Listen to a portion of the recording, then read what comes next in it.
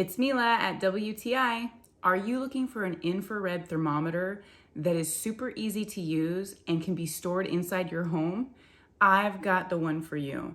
You guys, this thing is great because it has a 10:9 ratio and it's battery operated. So you can just have it in a drawer in your home. You can keep it in your garage. You can keep it in your car.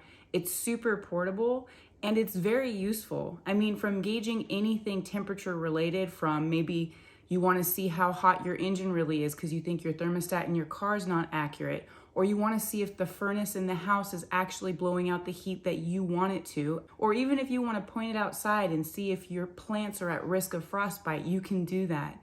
This thing is super useful. Until you have it in your house, you won't really realize how much you use it to verify temperatures. I think that the laser pointer is super useful, making your target point very obvious. And then the fact that the LED screen lights up so nicely. I love this thing, and that's my point of view.